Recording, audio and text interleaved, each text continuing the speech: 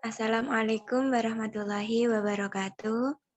Kepada yang terhormat Ibu Syafi selaku dosen pengampu mata kuliah Sosiologi Antropologi dan teman-teman yang berbahagia. Kami di sini dari kelompok 11A akan mempresentasikan tentang perkembangan masalah sosial dan kebudayaan di Indonesia. Sebelumnya, perkenalkan anggota dari kelompok kami.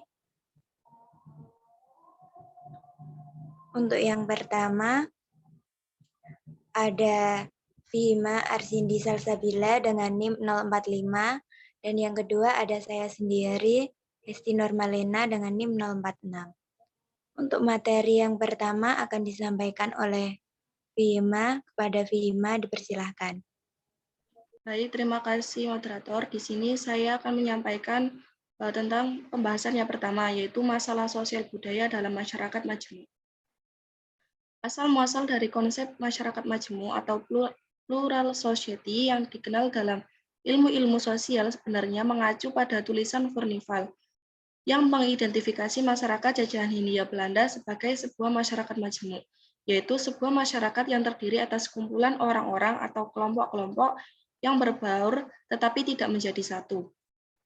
Dalam masyarakat Indonesia yang majemuk, penekanan keanekaragaman adalah pada suku bangsa dan kebudayaan suku bangsa. Masyarakat majemuk seperti Indonesia tidak hanya beraneka ragam corak dan kebudayaan suku bangsanya secara horizontal. Mereka juga secara vertikal berjenjang dalam kemajuan ekonomi, teknologi, dan organisasi sosial politiknya. Dalam masyarakat majemuk seperti Indonesia, keanekaragaman suku bangsa telah menghasilkan potensi konflik antar suku bangsa dan antar pemerintah dengan suatu masyarakat suku bangsa. Potensi-potensi konflik tersebut merupakan sebuah permasalahan yang ada bersamaan dengan keberadaan corak suku bangsa yang majemuk. Sumber permasalahan ini terletak pada siapa atau golongan mana yang paling berhak atas sumber-sumber daya yang ada di wilayah-wilayah kedaulatan dan kekuasaan sistem nasional atau pemerintah pusat. Pertanyaan mengenai siapa yang paling berhak atas sumber-sumber daya tersebut muncul karena sumber-sumber daya tersebut ada di wilayah hak wilayah masing-masing suku bangsa. Untuk materi selanjutnya saya serahkan ke moderator. Baik, terima kasih Asa.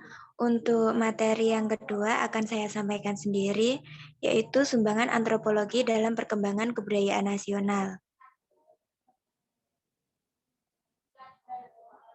Kebudayaan dapat diartikan hal-hal yang bersangkutan dengan akal.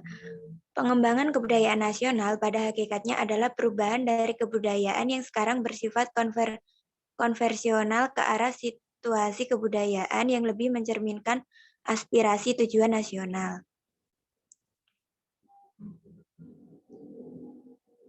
Berikut sumbangan antropologi dalam pengembangan kebudayaan nasional, diantaranya 1. Memantapkan tahap-tahap perkembangan kebudayaan manusia di berbagai wilayah dengan tujuan untuk mengetahui bagaimana cara-cara hidup manusia di suatu wilayah tersebut.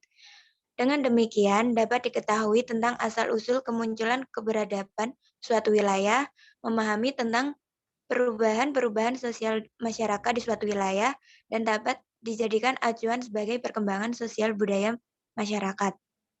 Yang kedua, antropologi mempelajari keanekaragaman bahasa manusia. Ini akan dijadikan sebagai alat komunikasi antar sesama masyarakat.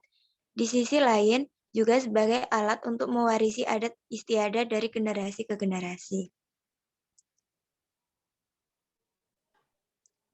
Untuk kesimpulannya akan saya bacakan. Masyarakat majemuk yaitu sebuah masyarakat yang terdiri atas kumpulan orang-orang atau kelompok-kelompok yang berbaur tetapi tidak menjadi satu. Kebudayaan adalah keseluruhan sistem gagasan, tindakan, dan hasil karya manusia dalam rangka kehidupan masyarakat yang dijadikan milik diri manusia dengan belajar. Ada dua sumbangan antropologi dalam perkembangan kebudayaan nasional. Yang pertama, memantapkan tahap-tahap perkembangan kebudayaan manusia di berbagai wilayah dengan tujuan untuk mengetahui bagaimana cara-cara hidup manusia di suatu wilayah tersebut. Yang kedua, antropologi mempelajari keanekaragaman bahasa manusia.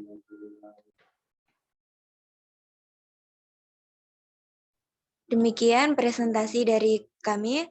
Terima kasih. Saya akhiri. Wassalamualaikum warahmatullahi wabarakatuh.